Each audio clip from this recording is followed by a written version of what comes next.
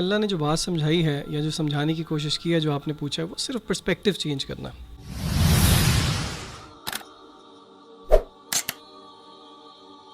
آپ لوگوں نے جو بات کی ہوپ دلایا گناہ کے حوالے سے, میں ایک اور سائڈ پہ ہوپ دلانا چاہتا ہوں ان لوگوں کو who are very troubled, worried, can't get married. بہت سے لوگ کہتے ہیں جی ہماری شادیاں نہیں ہو رہی, financial crisis, issues with fertility, health issues وغیرہ وغیرہ. ابو ذر غفاری رضی اللہ عنہ کہتے ہیں کہ نبی صلی اللہ علیہ وسلم نے فرمایا, صحیح حدیث, کون سی ورس, وَمَن يَتَّقِ اللَّهَ يَجْعَل لَّهُ مَخْرَجًا وَيَرْزُقْهُ مِنْ حَيْثُ لَا يَحْتَسِبُ وَمَن يَتَوَكَّلْ عَلَى اللَّهِ فَهُوَ حَسْبُهُ. پھر ایک اور حدیث ہے, غالباً یہ حدیث قدسی ہے. حدیث قدسی ہے کہ مانگو, کھل کے مانگو. کتنا انڈر ایسٹیمیٹ تم اللہ کو کر رہے ہو, اتنا چھوٹا مانگ رہے ہو. کھل کے مانگو, اللہ تعالیٰ لارڈ آف دا امپاسبل ہے. میں یہاں پر ایک واقعہ سنانا چاہتا ہوں دل کو نرم کرنے کے حوالے سے, اسی آیت سے ریلیٹڈ مجھے یاد آیا. ڈاکٹر ایشان کا واقعہ ہے. ڈاکٹر ایشان ایک نیورو سرجن ہیں اور وہ فلائی کر رہے تھے غالباً سعودیہ سے کسی کنٹری میں, بہرحال کسی کنٹری سے دوسری کنٹری جا رہے تھے. راستے میں کہتے ہیں کہ بہت طوفان, ٹھنڈر, موسم بڑا خراب ہو گیا. جہاز ایک جگہ رک گیا, ایک ایئرپورٹ پہ بیچ میں. میں نے بڑی ریکویسٹ کی کہ یار مجھے پہنچنا ہے وہاں, میرا بڑا امپورٹنٹ کمٹمنٹ ہے, آپریشن ہے وغیرہ وغیرہ. تو پائلٹ نے کہا کہ نہیں ہم نہیں لے جا سکتے, آپ یہ ہے کہ کوئی کار کرا کے, جیپ کرا کے چلے جائیں, وہ قریب ہی ہے جگہ, اتنی کو دور اب نہیں رہی. کہتے ٹھیک ہے. ہم نے گاڑی کرائی, گاڑی کرا کے ہم جا رہے ہیں تو طوفان مزید تیز ہو جاتا ہے اور ہم اتفاقاً ایک گھر کے سامنے رکتے ہیں. وہاں پہ میں نوک کرتا ہوں تو ایک بوڑھی اماں باہر نکلتی ہے, بڑی کائنڈ تھی. ہم نے اسے کہا جی ہمیں اندر آنے دیں, بارش بہت ہے, ہم ذرا تھوڑا دیر رک کے چلے جائیں گے. ہم نے اپنے آپ کو فریش کیا. دیکھتے کیا ہیں کہ ایک بچہ زمین پر لیٹا ہوا ہے گدے پر, اور وہ بوڑھی اماں بار بار اس کے سر کو دبا رہی ہے اور بڑا پریشان ہے اس کے بارے میں. کہتے میں نے پوچھا کہ کیا مسئلہ ہے اس بچے کو, تو انہوں نے کہا کہ اس کا کوئی برین کا مسئلہ ہے یا ایسی کوئی پرابلم ہے جو بہت مشکل ہے یہاں کے ڈاکٹرز کے لیے. تو انہوں نے کہا مجھے بتائیں, میں بھی ڈاکٹر ہوں, میرے بڑے واقفیت ہے. تو بوڑھی عورت نے کہا کہ ہاں ہمیں ڈاکٹرز نے ایک بڑے مشہور ڈاکٹر کا نام بتایا ہے, تو لیکن یہ کہ نہ میرے پاس ریسورسز ہیں, نہ میں کوئی مطلب کانٹیکٹ کر سکتی ہوں اس سے. یہ بچہ یتیم بھی ہے, میں اس کی دادی ہوں, اس کی ٹیک کیئر کر رہی ہوں. اس نے کہا مجھے بتائیں, میں اس ڈاکٹر کا پتہ کروں گا. You have been so kind to me. She said کہ ڈاکٹر ایشان. اللہ اکبر. وہ کہتے ہیں کہ اسی وقت مجھے رونا آ گیا. اور انہوں نے کہا کہ آپ کیا مطلب کر رہی تھی, آپ اللہ سے دعائیں کر رہی تھی, کیا تھا ایسا کہ اللہ مجھے یہاں پر لے آیا؟ ہی سیڈ کہ پتہ نہیں, میں تو بس استغفار بہت کرتی تھی, استغفر اللہ استغفر اللہ. اور میں اللہ سے کہتی تھی کہ اللہ ہم تو نہیں جا سکتے, بس کسی طرح تو ذریعہ بنا دے, یہ بچہ تیرے سامنے ہے.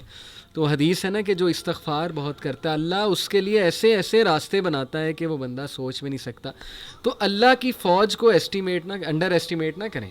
اللہ کی فوج میں پھر کیا کیا چیزیں ہیں یہ آپ سوچ بھی نہیں سکتے. اللہ نے کس طرح انہیں وہاں لانا ہے, کیسے لانا ہے, کیسے آپ کی مدد کرنی ہے. وہی وَمَن يَتَّقِ اللَّهَ يَجْعَل لَّهُ مَخْرَجًا. تو میری گزارش ہے لوگوں سے وہ مایوس نہ ہوں, اللہ سے مانگتے رہیں, اللہ کو پہچانیں, اور اللہ کو پہچانیں. اور یہ بات یاد رکھیں کہ دنیا کی زندگی الٹیمیٹلی اصل زندگی تو ہے نہیں. یہاں جو مل جائے اس پہ الحمدللہ گریٹفل, جو نہ ملے وہ اللہ سے ہی مدد مانگیں کہ اللہ مجھے تقویت دے, اے اللہ مجھے پرسپیکٹیو دے, اے اللہ مجھے وزڈم دے, سکت دے, اور امید جاری رکھیں, نا امید کبھی نہ ہو. یقین کریں ایسی ایسی سٹوریز ہیں میرے پاس, ابھی ٹائم اجازت نہیں دیتا. جب میں نے تھوڑی سی ریسرچ کی, جو کپلز مایوس تھے اولاد کے حوالے سے, کس طرح اللہ نے انہیں اولاد دی ہے, وہ ایسی سٹوریز ہیں کہ آپ کے رونگٹے کھڑے ہو جائیں گے کہ امپاسبل سچویشن تھی, کس طرح انتظام اللہ نے کیا, کیسے وہ معاملہ پیش آیا. بس وہ اللہ کے کرنے ہیں.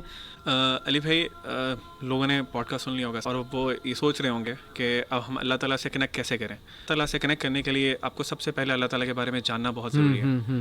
جس طرح ذہان بھائی بھی بات کر رہے تھے, اللہ تعالیٰ کی معرفت, اللہ تعالیٰ کے بارے میں نالج ہونا بہت امپورٹنٹ ہے. صحیح. کہاں سے اسٹارٹ کریں؟ اللہ تعالیٰ کے کلام سے, اللہ تعالیٰ کے اپنے ورڈس, قرآن.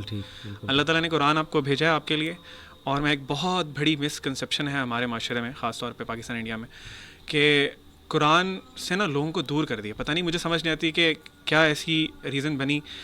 لوگوں کو کہا گیا ہے جی, کیونکہ ہم لوگ اجمی لوگ ہیں, عربک نہیں آتی ہم لوگوں کو بائی ڈیفالٹ, تو ہمیں کہا گیا جی قرآن جو ہے نا وہ آپ تو پڑھ ہی نہیں سکتے, آپ کا تو مطلب وہ لیول ہی نہیں ہے, آپ کو پہلے فلاں کچھ کرنا پڑے گا. بہت سے لوگ ایسی باتیں کرتے ہیں, اور اللہ معاف کرے کچھ کائنڈ آف ریلیجیس لوگ بھی اس طرح کی باتیں کرتے ہیں.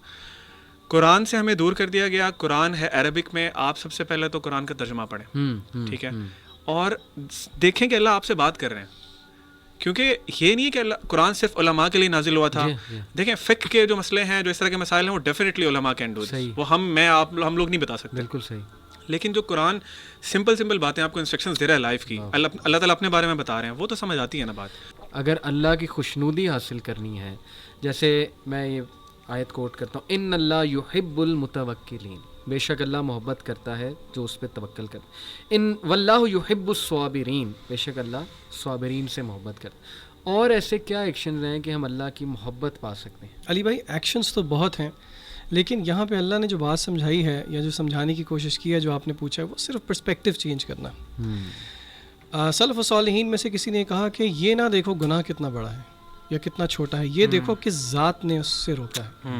تو اگر ہم یہ صرف سمجھ لیں اس پرسپیکٹیو کو کہ نیکی جیسی بھی ہو اس کو چھوٹا مت سمجھیں, کیونکہ اس کو حکم دینے والی ذات کی عظمت بہت بڑی ہے. کیا بات ہے, کیا بات ہے. دس از دا ٹیک اوے. ایکسیلنٹ, ماشاء اللہ, ایکسیلنٹ بردرز, جزاک اللہ. یہ تو ایسا پوڈ کاسٹ ہے کہ میرے خیال ہم 2.5 گھنٹے بھی بیٹھے رہیں نہیں, تو اس کا حق ادا نہیں ہو سکتا, بلکہ کئی ایپیسوڈس کرتے رہیں تو بھی نہیں ہوتا. تو بس ایک کوشش ہم نے کی کہ لوگ اللہ کو پہچان لیں, صحیح سورس کی طرف آ جائیں, نکلیں گناہوں سے, توبہ کریں, مایوسی سے نکلیں. جتنا وہ سورس کے اللہ کے قریب ہوتے جائیں گے, وہ مینٹلی, فزیکلی, ایون فزیکلی میں تو کہتا ہوں, اور اسپرچولی تو ہوں گے ہی ہوں گے انشاءاللہ, بہت اسٹرانگ ہوں گے. چھوٹے چھوٹے چنچلے جن میں ہم پڑے ہوئے ہیں, جو ہمیں پریشان کرتے ہیں, ان سے بھی نکل آئیں گے. پرسپیکٹیو جب چینج ہوگا, اللہ کی ذات پہ غور کریں گے.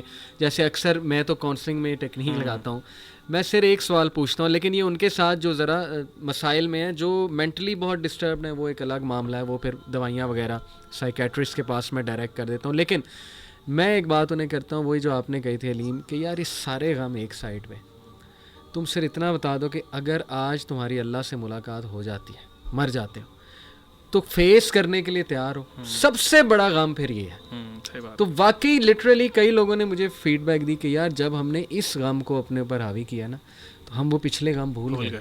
یار یہ کون سے غم ہے؟ سب سے بڑا غم تو یہ کہ اگر اللہ کو ہم جواب نہ دے سکے اور آخرت خراب کر لی ہم نے, وہ سب سے بڑا غم ہے. تو بہت تقویت ملتی ہے. میں تو سمجھتا ہوں کہ یہ روح کی غذا ہے, تقویت دیتی ہے, سول کو اسٹرینتھن کرتی ہے یہ چیز, اور اس کی بڑی کمی ہے. جیسے وائٹامن ڈی کی کمی سے آپ کو پتہ ہے کتنے مسئلے ہوتے ہیں, تو میں سمجھتا ہوں کہ اللہ کا نالج اس کی کمی انسان کو کمزور بنا دیتا ہے. تو انشاءاللہ آئی ہوپ ہمارے لوگ اس پہ غور کریں گے, نوجوان بھی غور کریں گے. جزاک اللہ آپ دونوں کا, بہت خوبصورت باتیں کی. سبحانک اللہم و بحمدک اشہد ان لا الہ الا انت استغفرک و اتوب الیک. والسلام علیکم و رحمۃ اللہ وبرکاتہ.